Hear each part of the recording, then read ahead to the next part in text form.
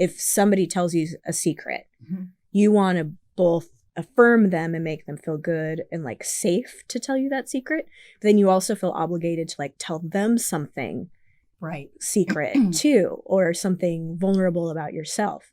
And I feel like I observe that sometimes with the audience, and that's what makes them uncomfortable, because it was more than what they were expecting to share with a total stranger on the street, where they have, and they can choose whether or not they want to engage with that, right?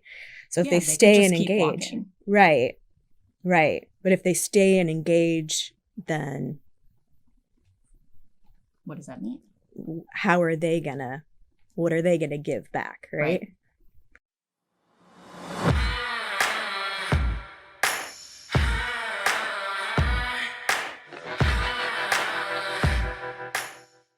My name is Dara, and I am a physical performer and artist, and I also work a lot in the other side of theater and performance things in production. So I'm a stage manager. I work behind the scenes and backstage, and I live in Manhattan, New York, which is where we are now. How did we first meet each other? We first met each other in 2014. I answered a casting call, I'm pretty sure. And I showed up in a studio at Shetler, Ripley Greer, one of the big studio complexes. And yes, I auditioned for you to be part of a motorcycle. Yeah, you were a wheel. I was. Which is intense. It was tough. What was it like for Japanese television? For Japanese TV, no less. No. That was my first experience with you being potty painted was a 14-hour day, doing a human sculpture, holding up 2.5 other people for most of the time. It was intense and crazy, and I loved it. And I really got hooked. So yeah, we've been working together since then. How many body paintings have you done in the last 5 years, do you think? Total? I know that the number is over 100, but I've kind of lost track at this point. But I know I'm in the triple digits, and most of them are with you. Yeah, which is awesome. Yes. So we've been on TV together now a few times. We did the Japanese TV show. Yep, Japanese TV show. Then we did Univision in front of the New York Public Library. Right. Then we were on The Moaning of Life with Carl Pinkleton. Ooh, yes. That was made a Leo for the astrology series. Yep. What else have we done? We went to Spain. That was a good one. I'm sure we were on lots of TV things there. I never actually saw newspapers, like the newspapers, major news of Spain. Yeah. Which is hilarious. We have an international experience. Yeah. What did you do in Spain? I guess we should tell them, because that was really kind of a cool. So that was, what would we call that? An activation? Yeah, like an art activation. An art activation at a trade show. At a trade show, right? For Melia Hotels. Melia Hotels.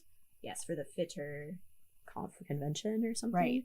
It's like travel convention. This giant travel convention. So there were airline companies and car companies and all kinds of travel and hotels. And I and one other model who was at the on your team at the time, we were camouflaged into painting by Velázquez, and we did it 3 consecutive days in front of the same backdrop, but 3 different paintings and 3 different poses. And you get bored too. Right. And sore. And we wanted to do different positions. Yeah. So it was not only a camouflage painting and not only a live camouflage painting, but we then also in intervals would come out and do performances while painted to activate this exhibit for the hotel. Yeah. Flips and dancing and dancing and like crowd engagement. Yes. And we had they had like paintbrushes and things they were giving out to people. They had everything. A selfie spot. Yes. That was really cool. The vinyl. I loved that I got to actually camouflage you into Velázquez, like his painting of himself in that, so that you had like a mustache. And that's one of my favorite paintings that we've done, where I got to like become a character that was in a painting. and have a mustache and have someone else's face on my face. Yeah. It was really crazy. Because you still were camouflaged, even though that was nuts. I was camouflaged into a purse. What other ones have been your favorites? Ooh, well, of course I have to talk about the love sculpture with my now fiance, Brent. We did that one, which has been really popular. And I love seeing it all over the place. It's beautiful. We actually have a big print of that framed in our bedroom. We look at it every day. I love it. And then, of course, our engagement shoot. Yes, that was pretty neat. Tell me, I mean, obviously I know what that experience was like from my angle, but like, what was it like? So this was like a surprise proposal. Yes. That I worked with Brent on to like custom make for you. And you were completely surprised, which surprised me because you always know what I'm up to. Yeah. Somehow. It's just like, well, it was certainly know what Brent's up to a lot. I know that he was acting kind of strange, but I thought maybe he just was busy at work or distracted by something. Yeah. He was working a lot. I know. So yeah, what was it like? I just thought, well, it was presented to me like, oh, well, you two are a couple and you're on the team and it's Valentine's Day, so we're going to do a painting for Valentine's Day. We're going to do a live feed on Facebook. And I was just like, oh, great, that sounds wonderful. And then I found out that we were going to be camouflaged into a Degas backdrop with ballerinas. I was like, oh, those are my favorite. I love them. What a great day. Like, la la la. I had no idea that you and Brent were conspiring without my knowledge to set this all up to surprise me. So we, got to the studio, got everything set up. We were doing the live feed. I'm still completely oblivious, standing in my position, very still. I'm like, I don't know. It just something seemed a little different in the room. And I was like, I don't know what it is. Maybe we're just laid back because I don't know. And then we finish it. You pull me over to look at the camera to see, the finished image. And while you're doing that, Brent, this entire time, has had the engagement ring taped on the inside of his body paint underwear.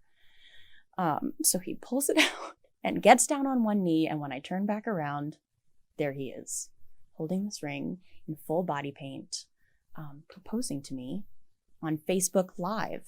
And I think I did a really silly little dance. And I was like, what are you doing? And I laughed.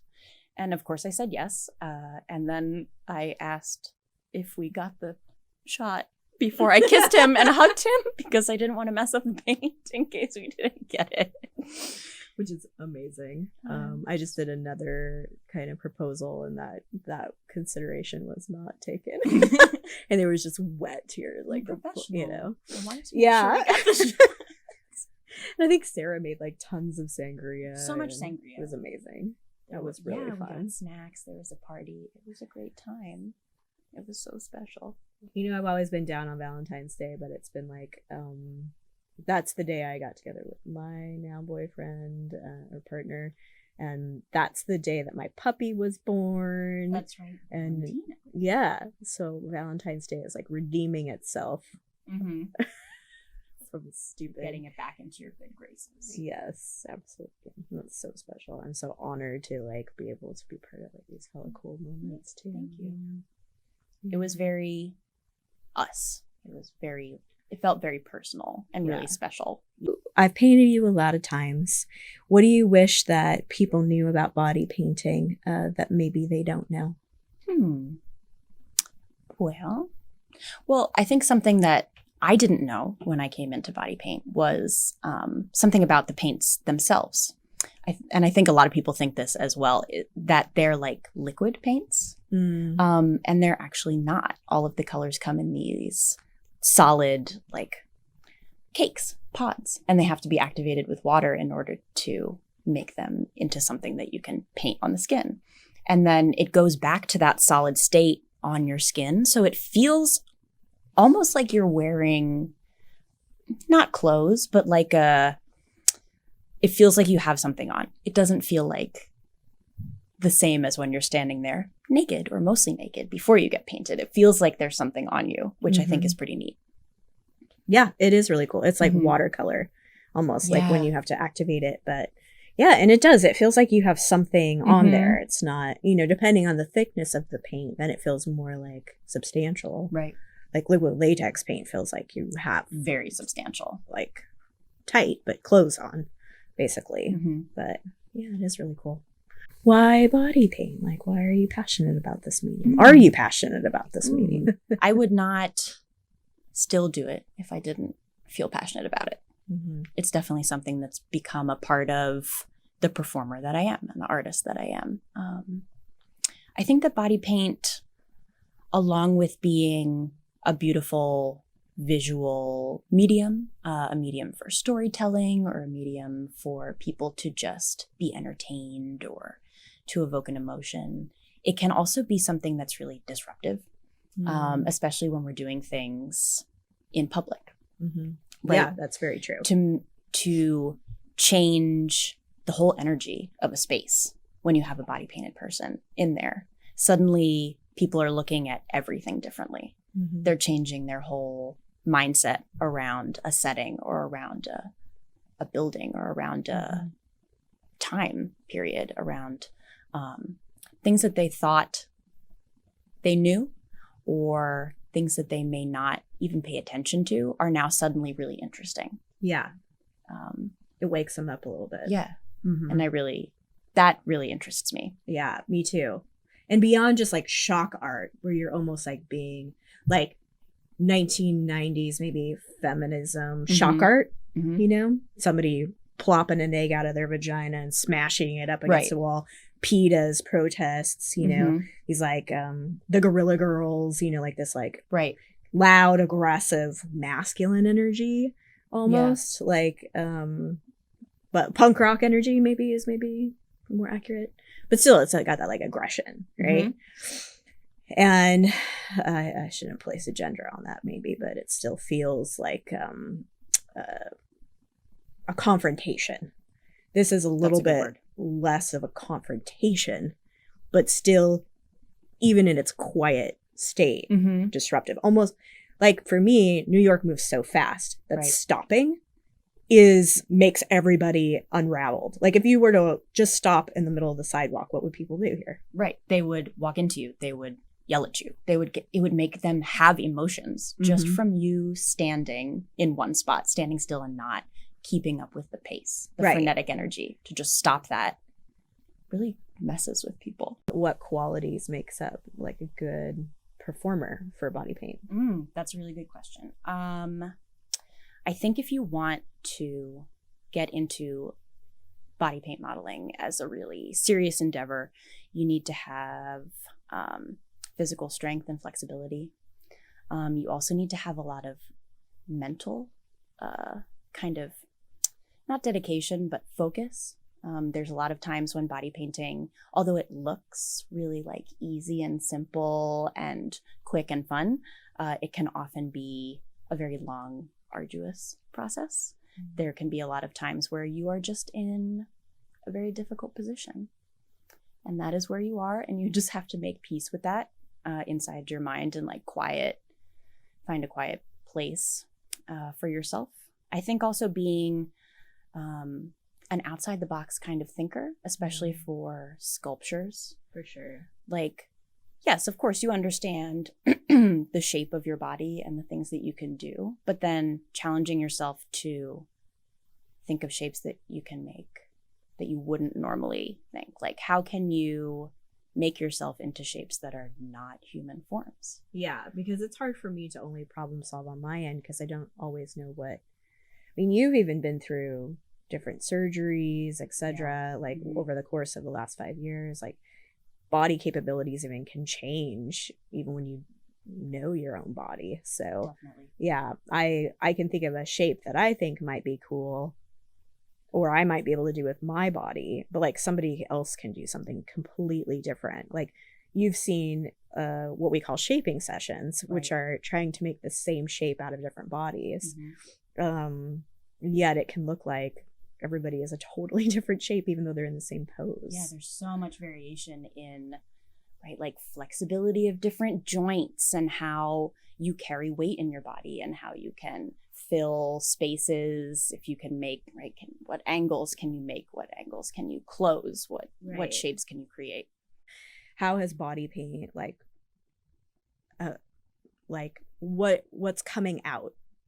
Is it transformative? Is it painful? Is it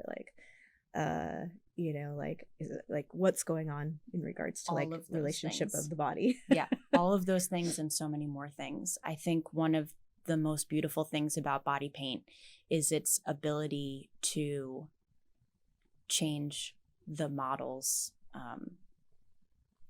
image of themselves. Right. To be like, well, I look in the mirror and I see this, and this is who I am. This is my idea of myself. These are the things I don't like. Well, we add body paint, and then suddenly you're not that thing. You're art. You're a canvas. You're part of a larger sculpture. You are maybe gone into a camouflage, but there's this kind of change in the dynamic of how you think your body should be, and thinking of it in all of these ways, like what it can do and what it can be, and how it can be a vehicle for art and not just this thing that you are confined inside, but you can use it to express things. You can use it to, be a medium for art. Yeah, it's very true. I always feel it disconcerting because you can tell yourself a lot of things, good or bad, when you look in the mirror. But you have definitely an incorrect, I'll say this, I have an incorrect view of my body when I look in the mirror, whatever that is. I think even when people take selfies, they're in control of the image, and so they're sort of showing the world how they see themselves, which Definitely. is an interesting cultural phenomena. Because when you take a picture of that same person, they don't look like their selfie. Right. And it's really unraveling to see photographs or video of myself sometimes, because it feels so vulnerable to see myself through other people's eyes, but also very informative. Like that can be a very healthy thing to have this like more objective view of reality, right? So, but yeah, through body paint, you're like becoming something totally else. Right. So you can be empowered to stand almost nude in the city and feel like, no, I belong here. I'm supposed to be here. I want you to see this. I want you to look at me, and to kind of invite that gaze from other people, instead of feeling like it's put on you, which I feel like, especially in New York and probably many other big cities, you feel like the observer is like an aggressor towards you. Right. But in this way, you're taking control of it and saying, no, I want you to see this. I want you to look at this. Yeah. So women speak about their encounters, with construction workers, for example, catcalling them down the street and feeling very like they have to say no all the time. Yeah. And instead you're saying yes to the environment. Right. In regards to like New York and like the Top Free Act, and gender equality, what have been some of your experiences or insights? I mean, obviously you're, doing other sorts of performances that are nude as well. Yep. So what's it like taking that out into the street, even partially? It's definitely different than being nude or partially undressed on stage, because in those situations, people are coming to the theater for a specific purpose, and they know that they're going to see this. Now, if I am camouflaged into the Freedom Tower, standing on the sidewalk, none of those people that are coming into contact with this art had any idea when they got on the train that they were going to see a person standing on the sidewalk with body paint on them. Yeah. So there's kind of this like surprise and shock, and sometimes people almost seem embarrassed, like they're not allowed to look at it for some reason. which then I always want to lean into and be like, no, I'm going to make eye contact with you. I want to invite you into this, right? You're not sitting safe in your seat. I'm not up here on the stage. We're very close. We're both standing here on the same sidewalk, or we're both sitting on this park bench. Or so it changes the power dynamic between an audience member and a performer. Yes. It's more like we're both here together. Yes.